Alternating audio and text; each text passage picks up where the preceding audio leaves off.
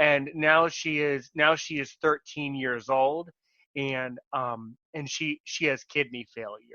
Oh, Yeah, and I'm sorry to some hear that. it's all right. I appreciate the kindness. Yeah, she's such a personality. You're gonna love this. So a couple. How did it all? How did I? Next question. How do I know she has kidney failure?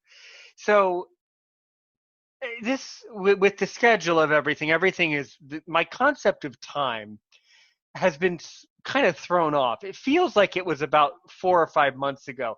Let me just put it around the time of the new year, around holidays, New Year. Nani stops eating all of her dog food. She just refuses meals for days and days and days. Okay, 3 days, 1 or 2 days goes by. She's throwing up, vomiting a lot, throwing up, nauseous. Okay, not getting better. Okay, I live with my parents and brother, so my parents take us to the vet. Okay, vet takes blood. The vet says, well, she's 13, and this number's not right. This number's not right. And to make a long story short, it says, I'm sorry, Aaron, but your dog has kidney failure. Then the vet says, she probably has 2 or 3 weeks to live. This was in December. Nani is still Nani Wow. is still running around now. She because she refuses the traditional dog food. We've had to make her some special dog food with our own ingredients. Lucky girl. And and that's what my parents and I have decided to do, because she's willing to eat it. It She loves eating it. It makes her happy. It puts a wag in her tail. Who knows how much more she has.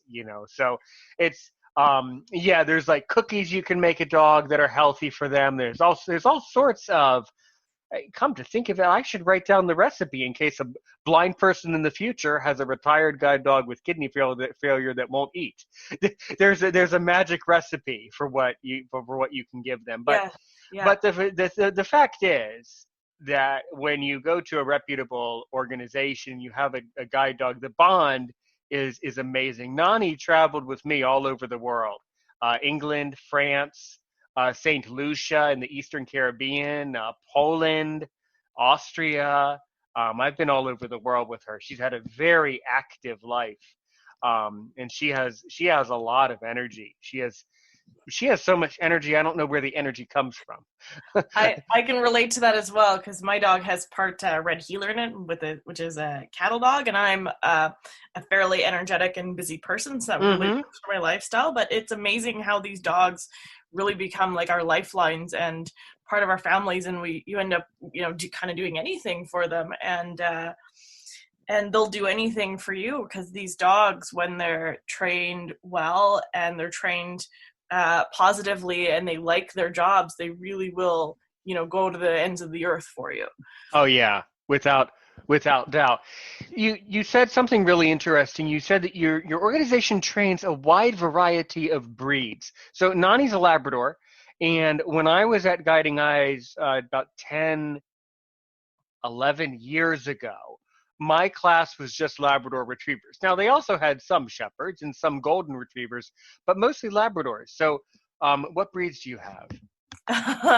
So this is we when our organization gets together, we almost look like the parade of misfits a little bit with our dogs because they're so unusual and they're all so different, and that's because our organization temperament tests and works with and looks at the individual dogs, and we assess and pick individual dogs from a variety of places with our network of people, which it takes a lot of work, but so does obviously running a breeding program. And these breeding programs, the way they work is when they're ethically bred, they're breeding for specific traits and conformation to make sure that the dogs are happy and healthy and all that. And so we have such a wide variety of breeds, and we look for all of the same things, and we do all the same testing. But it means that we have anything from, like I said, my cattle dog mix who's spotty and red and funny looking to shepherd mixes. We've got some labs, some golden retrievers. We most unusual, I would say, we have a Jack Russell and a Basset Hound. And he's 30 pounds, and he works with someone in a power wheelchair, and the dog can jump up and press buttons and carry things that are 2.5 times his size. And he's just a cool little dude, but he's the smallest. And the biggest we have would be a 100-pound lab cross with a Newfie, who's she's got spots.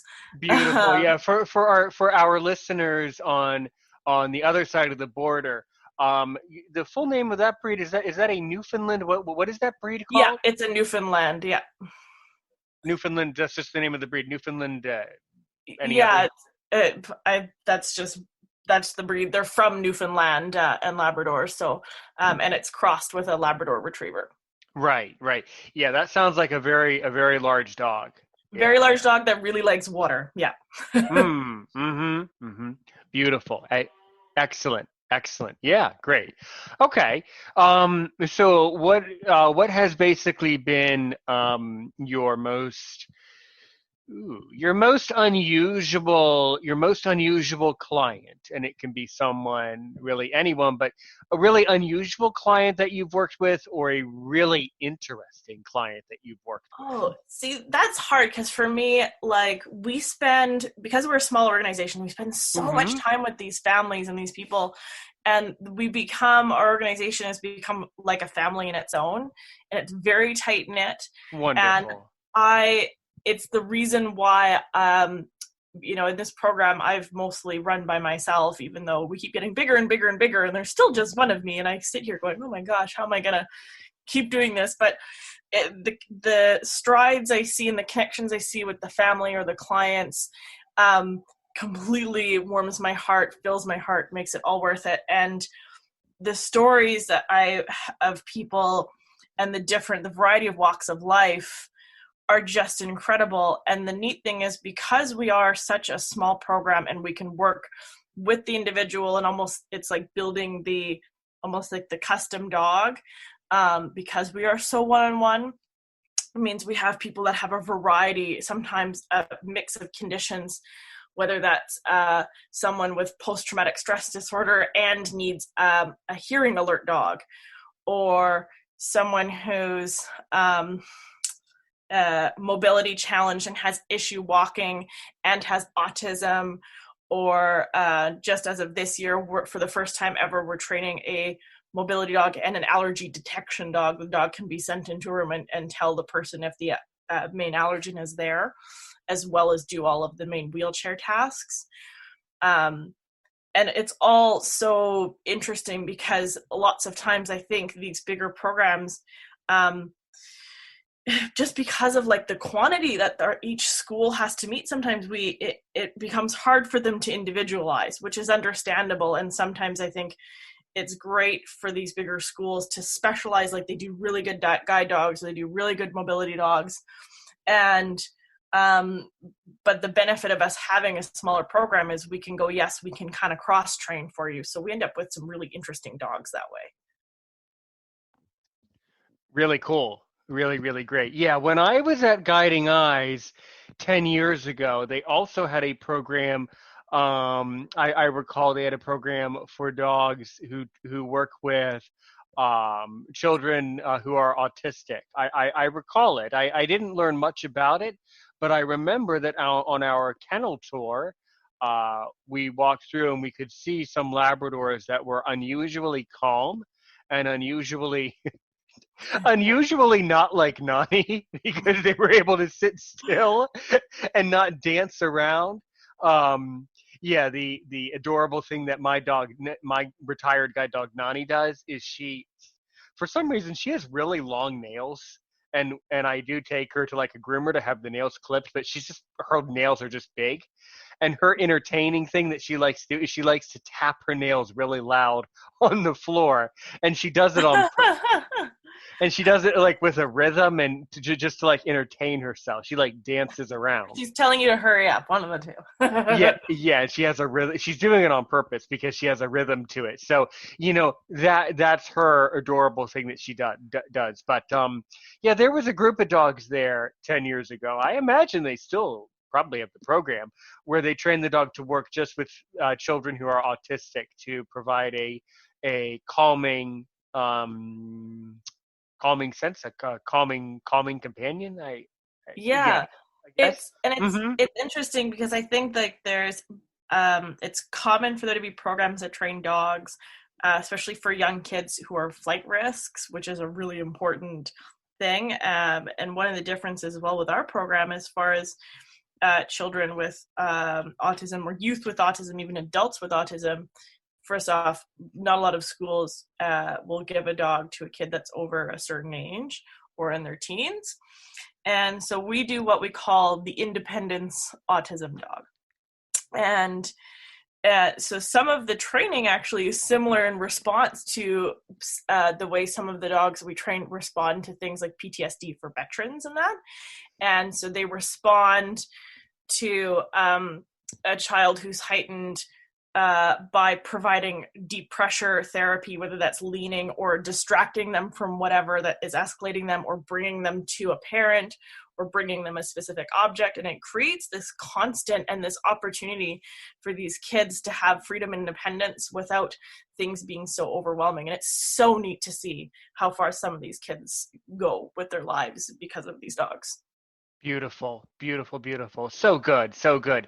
But yeah, back to what I was saying earlier. Do you remember obviously you don't need to say their name, but do you remember a particular client that was really interesting, or a really fascinating person, or a really unusual person that you had the pleasure of working with? Oh gosh. Okay. So that's really hard because I have such a special bond with all of the with all of the clients, and to watch how far people come is huge. I think one of the most interesting cases we had was a client who needed a dog for post-traumatic stress disorder, severe post-traumatic stress.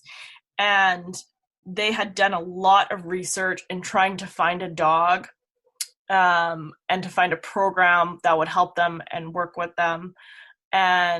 And unfortunately, in this day and age, there's lots of people who try to train their own dogs, and that's a hard And thing to and do. right here. I mean, this is my well, you're by the way, you're listening to Aaron's opinion. We're coming up on a hard break. Coming up on a hard break. By the way, we have about 2 minutes. I'll let you. Of course, I will let you give your opinion. But then I do have a bit of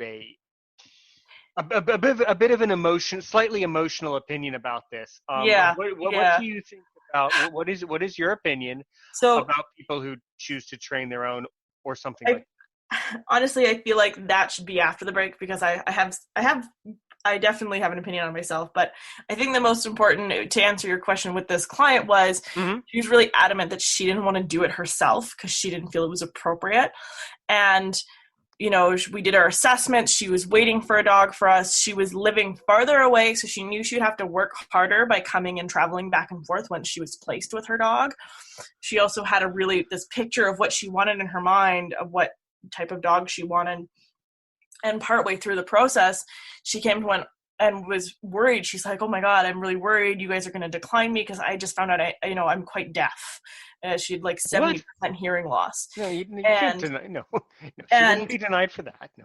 well, except for some of these programs that just train dogs Hmm. specifically for PTSD or psychiatric response, that could become a safety issue, or they might not cross train, even if it's not a safety concern, depending on the program.